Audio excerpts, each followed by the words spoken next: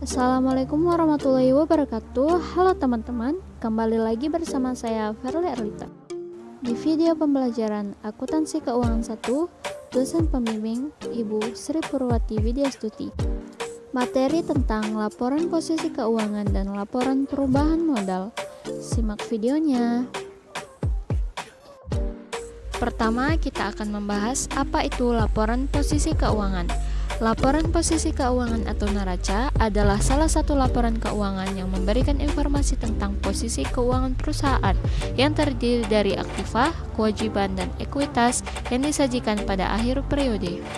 Ada 3 unsur neraca, yaitu yang pertama aktiva atau harta, yang kedua kewajiban atau utang, dan yang ketiga ekuitas atau modal. Fungsi dari laporan neraca. Yang pertama, sebagai dasar perhitungan tingkat pengembalian dan dasar evaluasi struktur modal perusahaan. Yang kedua, untuk menilai risiko perusahaan dan arus kas di masa yang akan datang. Yang ketiga, untuk menganalisis likuiditas, solvabilitas, dan fleksibilitas. Berikut adalah format laporan posisi keuangan. Yang pertama adalah bentuk rekening atau yang menyebelah, yang sebelah kiri adalah akun aktiva atau akun harta, dan yang sebelah kanan ada akun utang dan akun modal. Untuk bentuk yang kedua adalah bentuk lapse table.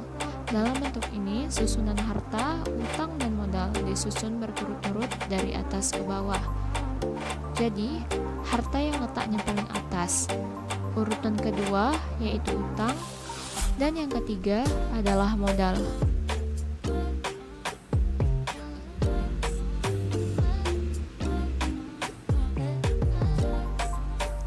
Perhatikan soal berikut ini. Yang diketahui dari persamaan akuntansi untuk menyusun laporan neraca. Berdasarkan laporan persamaan dasar akuntansi, maka perlu kita perhatikan adalah nilai rupiah pada akhir periode. Nah, maka kita bisa langsung membuat laporan posisi keuangan atau neraca, yaitu pada bengkel Agus, laporan posisi keuangan atau neraca 30 Desember 2019. Yang pertama yaitu adalah aktiva, yang terdiri dari aktiva lancar. Aktiva lancar itu terdiri dari kas senilai 103.000. Nah, dari mana diperoleh 103.000? Yaitu dari nilai pada akhir periode. Selanjutnya yaitu piutang, senilai 5.000. Dari mana diperoleh senilai 5.000? Yaitu dari hasil akhir periode. Begitu pula dengan perlengkapan senilai 50.000 yang diambil dari nilai pada akhir periode. Nah, sekarang kita beranjak ke aktiva tetap.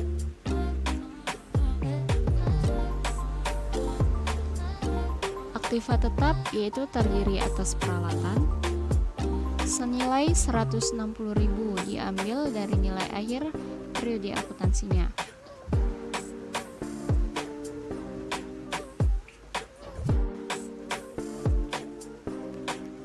Aktiva yang kita letak di sini adalah di sebelah kiri. Kemudian kita letakkan kewajiban di sebelah kanan, yaitu ada aktiva lancar yang terdiri dari utang senilai 5.000. Diambil juga dari nilai akhir periode.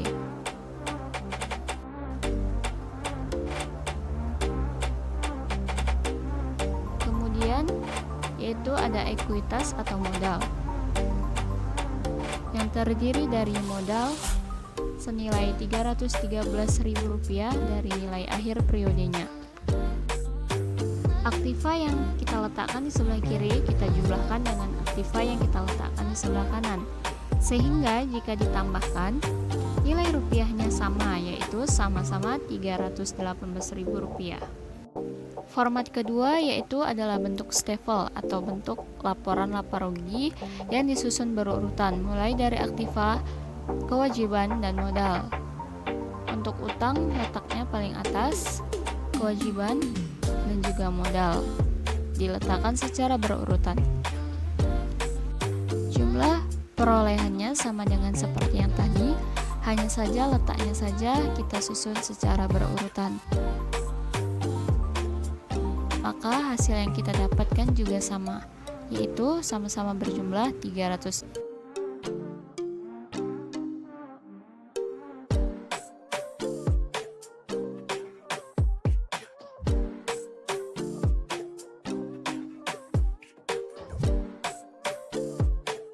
Selanjutnya, bagaimana jika yang kita ketahui adalah data dari neraca saldo yang disesuaikan? Nah, untuk menyusun neraca saldo berdasarkan dengan data yang dari neraca saldo yang sudah disesuaikan, maka kita akan mengikuti tahapan-tahapan. Tahapan yang pertama adalah menyusun laporan laba rugi terlebih dahulu. Nah, ini sudah dijelaskan pada laporan keuangan 1. Untuk menentukan laporan laba rugi, yaitu diperlukan rumus pendapatan dikurangi dengan beban. Dapat kita ketahui jumlah pendapatan yaitu 15.000 dan juga jumlah dari beban-beban yaitu 6.000. Maka diperoleh laba bersih senilai 9.000 yang diperoleh dari jumlah pendapatan senilai 15.000 dikurangkan dengan jumlah beban-beban yaitu senilai 6.000. Maka dihasilkan laba bersih senilai 9.000.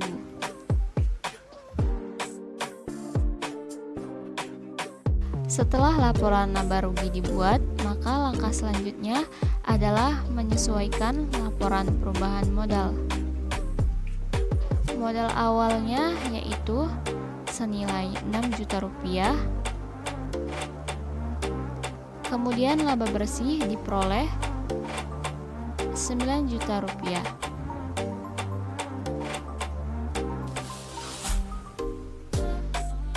Kemudian ada pengambilan free sebesar 1 juta. Labanya lebih besar daripada free-nya, maka penjumlahan modal sejumlah 8 juta.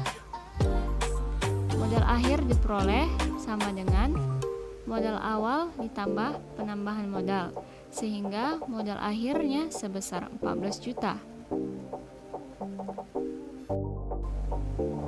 Nah teman-teman, modal akhir ini nantinya akan kita pakai dalam menyusun laporan neraca atau laporan posisi keuangannya ya teman-teman. Nah selanjutnya kita akan menyusun laporan posisi keuangan atau neraca. Untuk kolom aktiva terdiri dari kas, yaitu senilai 3 juta. Kemudian ada piutang senilai 2 juta dan perlengkapan senilai 2 juta. Untuk aktiva tetap, yaitu ada peralatan senilai 10.000 atau 10 juta dan akumulasi pendapatan senilai 2.000. Mengurangi di kolom aktiva, sebenarnya karena akumulasi ini letaknya di sisi kredit. Baik, sehingga dikatakan pada jumlah aktiva sebesar 15.000 rupiah. Selanjutnya yaitu utang senilai 1 juta. Modal senilai 14 juta. Maka diperoleh jumlahnya yaitu senilai 15 juta. Untuk modalnya bukan 6 juta ya teman-teman, tetapi berdasarkan laporan perubahan modal yang sudah kita buat tadi yaitu sebesar 14 juta. Merupakan bentuk dari stafel atau bentuk yang berurutan. Cara penghitungannya itu sama seperti yang tadi, hanya saja bentuknya itu kita urutkan dari atas ke bawah. Selanjutnya yaitu laporan perubahan modal. Apa sih laporan perubahan modal itu? Jadi, laporan perubahan modal adalah suatu daftar yang dicatat secara sistematis yang menjelaskan perubahan modal setelah perusahaan melakukan selama periode tertentu. Nah, komponen yang ada di laporan modal itu apa ya? Jadi, di laporan perubahan modal itu ada modal awal, modal akhir, prive, dan juga saldo laba rugi.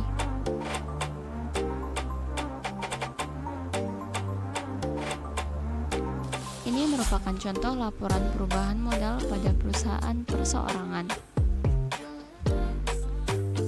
Yang ini merupakan contoh laporan perubahan modal pada persekutuan. Bisa kita lihat saldo laba A dan saldo laba B beserta penghitungannya, dan juga perubahan modal dalam laporan perubahan modal seperti berikut ini. Ada penambahan dan pengurangan. Dan laporan perubahan modal itu dibuat setelah membuat laporan laba rugi ya teman-teman, supaya tidak keliru. Terima kasih telah melihat video kali ini. Jangan lupa subscribe.